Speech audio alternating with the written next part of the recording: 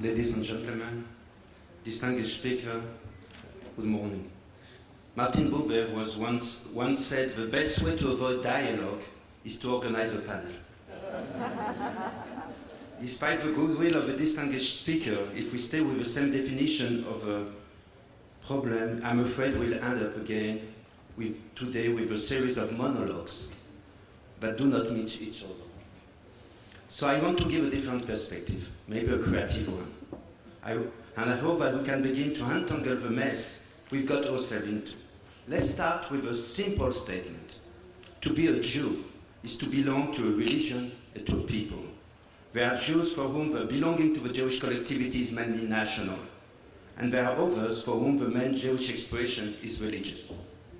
If we go to the extreme position, we'll find on one hand the Canaanim, who dislike the religious dimension of Judaism, and on the other hand, the Neturei Karta, who want to reduce Jewish identity to religion only.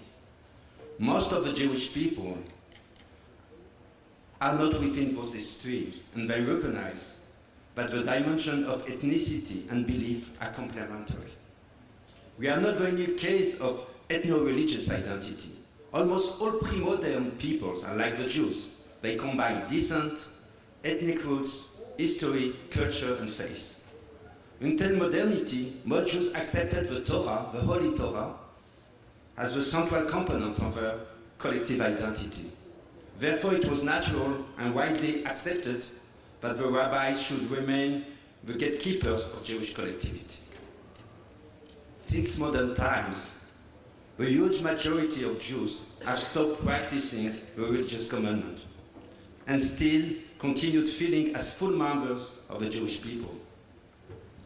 Despite this massive shift, the Jewish people have not modified the criteria on how to accept newcomers into the fold. In fact, let's face it, until recently, very few non-Jews were interested to join the Jewish people, and we had no concrete motivation to replace the gatekeeper system.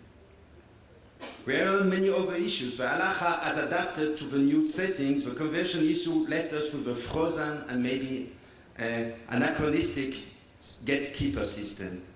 Today, Jewish family is not similar at all to the patriarch Jacob biblical family with his 4 wives living side by side with dozens of servants and slaves.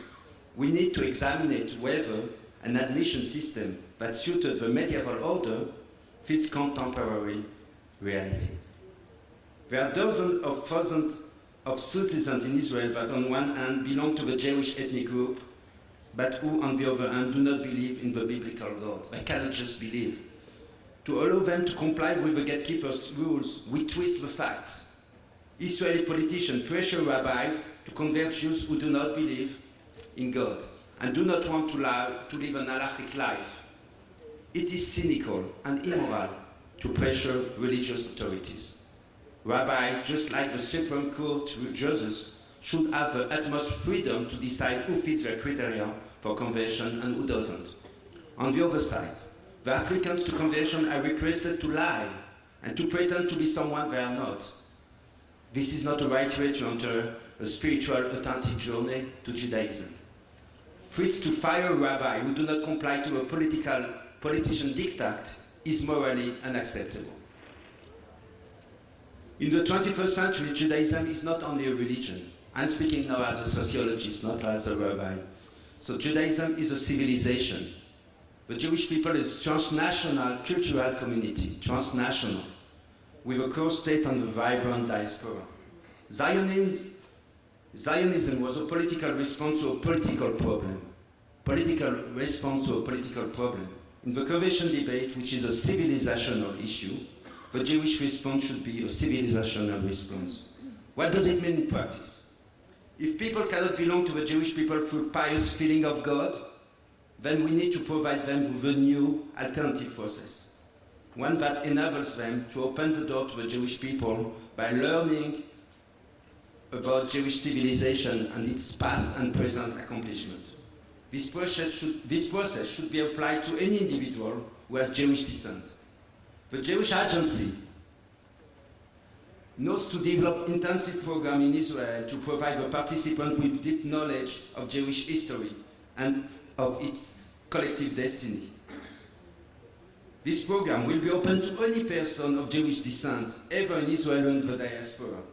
And the graduates of such intensive programs, after many months of studying, will be granted an entry ticket to the Jewish civilization, or why not maybe a passport of the Jewish people. Because we are a transnational cultural community, we are new entity, something which belong beyond territory, beyond culture and religion. Religion is a big part of it, but it's not the only one. So we need to have a new thinking about it and to think out a new model. Not to give a rabbis only to the right to enter, even modern, reform, or halachic, or orthodox rabbi, it's just another issue. It's a cultural issue. So it should be different. And these people will be completely Jew, but with another way to enter the Judaism. And we can get to many people who today are not part of the Jewish people, and we lose them, and they can enter this way. So this is a transnational identity that fits the challenge of the 21st century and allow for hundreds of thousands of persons of Jewish descent who want to join the Jewish destiny and be part of our future. Thank you very much.